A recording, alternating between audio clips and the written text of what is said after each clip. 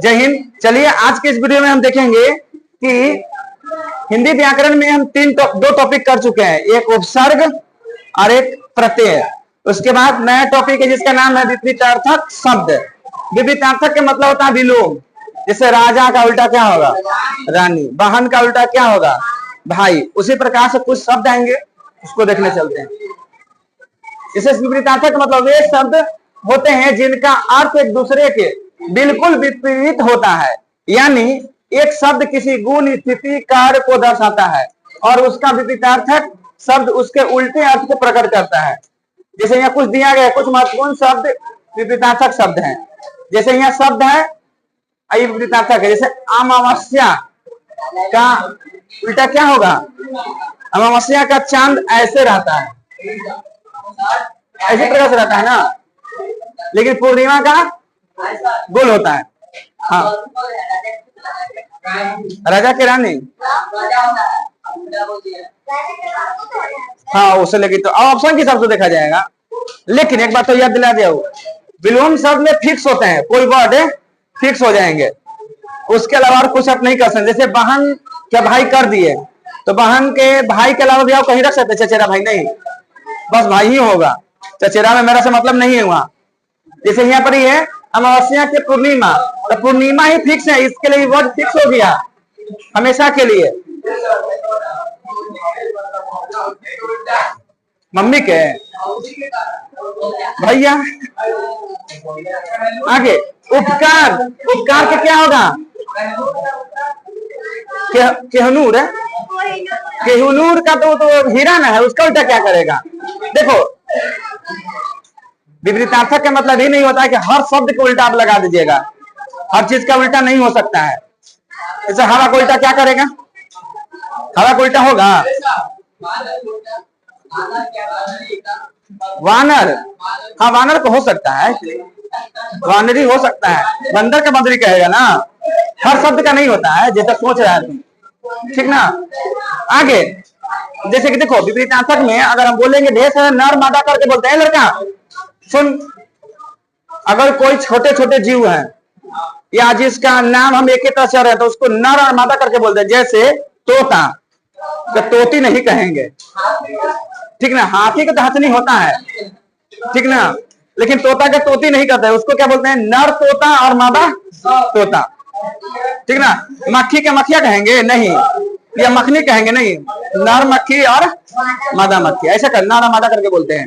यहाँ पे कोई फिक्स है, यहाँ ध्यान दो ना पहले तू सब। सात्विक का क्या होता है?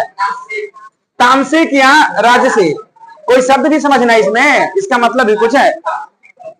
सात्विक मतलब वे लोग विचार वाले होते हैं जो हमेशा सादा भोजन खाते हैं, सिंपल में सादा ड्रेस में रहते हैं और उच्च विचार रखते हैं, उसको बोलते हैं सात्विक।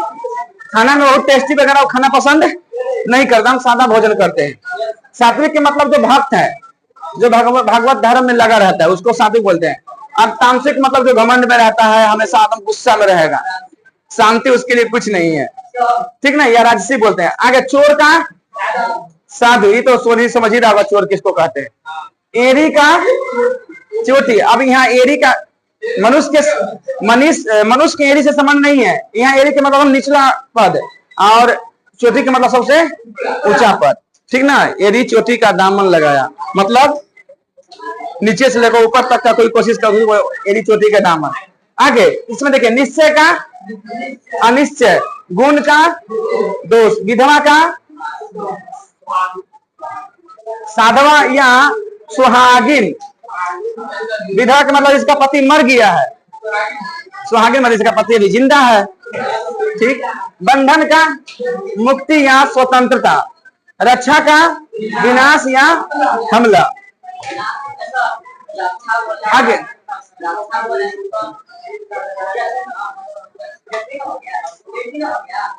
रक्षा, रक्षा का क्या बोलना चाहता है? बोलो।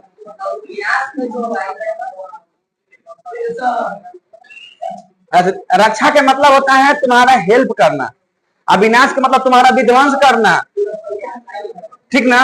रक्षा का मतलब क्या हुआ? तुमको हेल्प करना, हाँ, तुमको सुरक्षा प्रदान करना।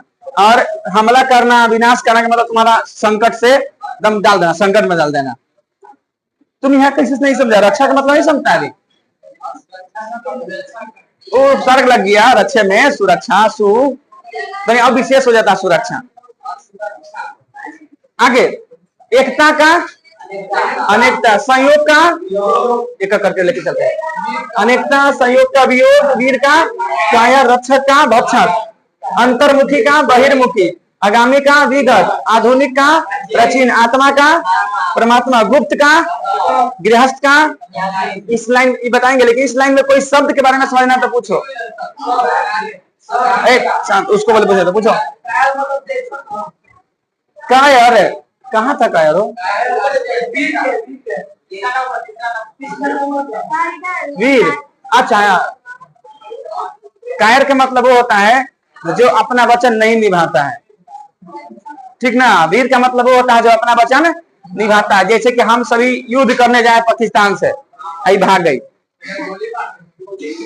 ठीक ना। वहां नियम है, सेना में नियम है, या तो मारते मारते मर जाओ, ठीक है, भागो मत, ना भागेगा तो हम ही मार देंगे। सेना में अगर मेरा दोस्त है तो वो कहता है कि अगर भागने के नियम नहीं होता वहां से, या तो दुश्मन को मारते मारते मर जाइए या तो मार दीजिए, अन्यथा आपको डर लगने लगेगा हम नहीं अब युद्ध करेंगे, भागते हैं तो भागे भागते देख लेगा तो मार देगा तो वहीं, तो बेकार ऐसे हो गया कायर, ठीक ना। कायर का जिंदगी बहुत खराब होता है। वीर के मतलब जो अपना वचन निभाते हैं, कायर के मतलब जो अपना वचन नहीं निभाते, जो नीच काम करता है उसी को बोलते हैं कायर। नीच काम होता है देश के साथ गद्दारी करना। वीर का मतलब होता है देश के बारे में सोचना, देश के लिए मर मिट जाने के बाद। जैसे कि हाल ही में कल 5 गो वीर सपूत शहीद हो गए हैं, पता है आप लोग को? हाँ, आतंकवादी, हाँ आतंकवादी कायर कर सकते हैं, नहीं अगर लड़ना ही तो सामने सामने लड़ो ना। हाँ, पीठ पीछे करना कोई काम भी कायर हो सकता है। आगे आओ, इसमें से कोई बात पूछना है?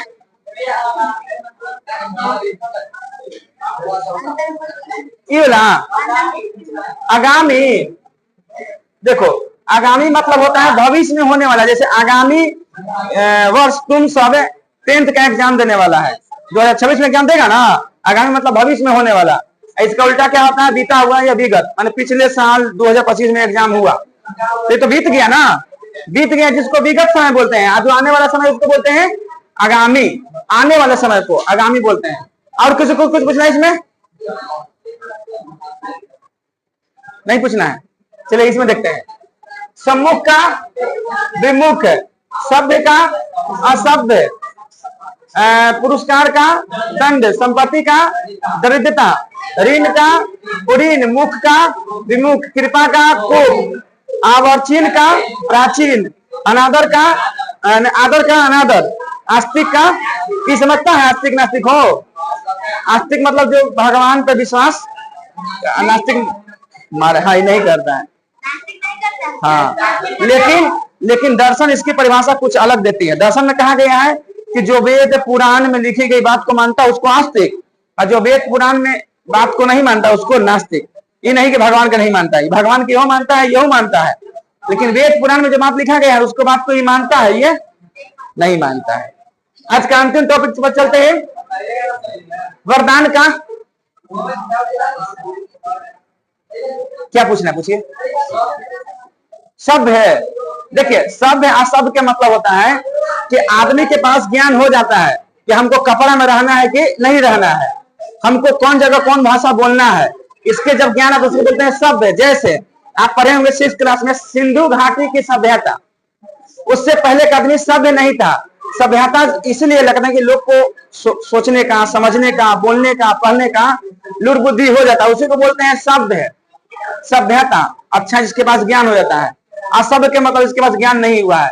तुमसे पढ़ा होगा कि मनुष्य सबसे पहले जब यहाँ पर जन्म लिया, अपना व्यवस्था स्टार्ट किया तो नंगे रहता था, मतलब असभ्य था, निर्वस्त्र रहते थे, उसको असभ्य बोलते हैं। अच्छा से जीवन जीना, अच्छा से लिखना पढ़ना, इसको समझ में आ रहा है उसको सभ्य, और जिसको इस सबसे मतलब नहीं है, इज्जत प्रतिष्ठा क्या है, उसको बोलते हैं असभ्य। और कुछ क्या? मुख्य, अभिमुख। अच्छा, मुख्य मतलब बोलना, अभिमुख के मतलब नहीं बोलना, माने कि जहां पर ध्वनि निकलता है उसको मुख बोलेंगे, जहां ध्वनि नहीं निकलता उसको विमुख बोलेंगे। और कुछ इसमें सम्मुख कहाँ है? सम्मुख के मतलब इसका उल्टा विमुख हुआ। सम्मुख के मतलब तुम्हारे सामने जो काम हो रहा है, प्रत्यक्ष, ठीक ना। अभिमुख के मतलब अप्रत्यक्ष, जो पीठ पीछे काम हो रहा है, उसको बोलते हैं। जैसे मेरे सम्मुख तुम हो, मेरे तुम्हारे सामने सम्मुख ये सब है, सब सामने दबी है, इस सम्मुख कहेंगे। विमुख है कि कहीं और कोई ऑनलाइन पढ़ा रहा होगा, तुम नहीं देख लेकिन बाद में देखेगी, तो विमुख ना हो गया। 1 मिनट और 1 मिनट। वरदान का अभिशाप, संधि का विग्रह, उत्कर्ष का अपकर्ष, अतिवृष्टि का अनावृष्टि, विरक्त का अनुरक्त, आदर का निरादर या तिरस्कार, दोनों कह सकते हैं इसको। चंचल का स्थिर, अपमान का सम्मान, स्तुति का निंदा, ज्येष्ठ का कनिष्ठ, गौरव का लाघव, जातीय का विजातीय, आयात का निर्यात, तरुण का विरुद्ध, नख का सिख, स्वदेश का प्रदेश, अनाथ का सनाथ और सार्थक का निरर्थक। अब जाइए, अब इसमें से तुम सब कुछ पूछना है, एक बताए। वरदान, देखो वरदान के मतलब शास्त्र में बताया गया है कि ईश्वरीय गुण कुछ होते हैं। ईश्वरीय गुण मतलब तुमको पढ़ी होगी हिरण्याक्ष के बारे में, हिरण्यकश्यप के बारे में, उसको वरदान मिला था कि न दिन में मरे न रात में मरे, कुछ अलौकिक शक्ति होते हैं, उसी को बोलते हैं वरदान, ठीक ना। अभिशाप के मतलब श्राप देना कि जा तू जिंदगी भर इतनी जगह रह जा। संधि के मतलब जोड़ होता है, जोड़ना। इसका विग्रह का मतलब अलगाव करना। उत्कर्ष के मतलब होता है विकास करना। उत्कर्ष में तुम अभी 10th में हो, फिर 11th हो जाएगी, 12th, उत्कर्ष हो रहा है, ठीक ना। तुम्हारे धन में कोई उत्पादी, धन में बढ़ोतरी हो रहा है, उसको भी उत्कर्ष कर बोल सकते हैं। अतिवृष्टि और अनावृष्टि के मतलब ये वर्षा से संबंधित है, ठीक ना। अतिवृष्टि मतलब ज्यादा वर्षा होना, अनावृष्टि मतलब कम वर्षा होना। विरक्त के मतलब होता है अनुरक्त, उल्टा। विरक्त के मतलब होता है वैराग्य, मतलब किसी से एक ही चीज को बार बार करते करते मन उब जाता है, तो उसको छोड़कर आदमी दूसरा कुछ काम करने लगता है या सीधे भूल जाता है दुनिया के, उसको बोलते हैं विरक्त। आदर तुम समझ रही होगी, आदर सम्मान। चंचल मतलब जिसका दिमाग हमेशा स्थिर नहीं रहता है, अभी सोच रहा कुछ और कुछ और कुछ और कुछ और।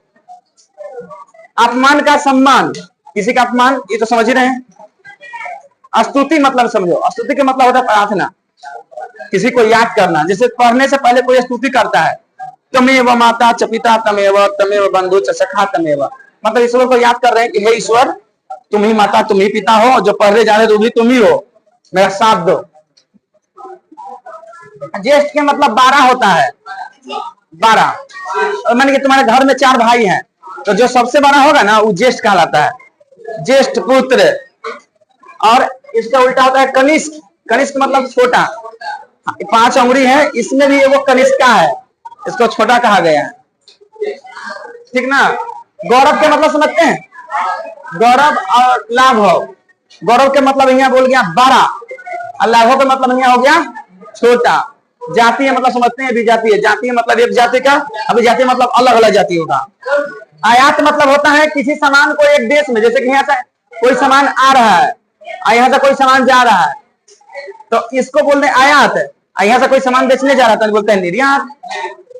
तरुण के मतलब नौजवान होता है, नौजवान युवक, तो उल्टा क्या होगा वृद्ध। नख के मतलब सिख, नख सिख, इसके बारे में हमको पूरा विशेष नहीं पता। सिख नख, हाँ ऐसे तो कह ही सकते हैं कि नख का जो स्थान है नीचे है, ठीक ना, इसका ऊपर स्थान सिख होता है, ये वाला केस का, उस सेंस में ले सकते हैं, ऊपर और नीचे के संदर्भ में। स्वदेश मतलब अपना देश होता है, और प्रदेश मतलब पर मतलब दूसरा होता है, देश का मतलब दूसरा का देश। अनाथ मतलब इसका कोई न हो, पालन पोषण करने वाला कोई न हो, उसको बोलते हैं सनाथ। सनाथ मतलब पालन पोषण वाला, अनाथ मतलब कोई पालन। आगे सार्थक का निरर्थक। सार्थक में इसका अर्थ हो, निरर्थक में इसका कोई अर्थ न हो। चलिए तो आज के लिए इतना ही। विपरीतार्थक शब्द भी हो गए, यहां से ज्यादा क्वेश्चन 2 क्वेश्चन आते हैं, हाँ आते हैं 2 क्वेश्चन, ठीक ना।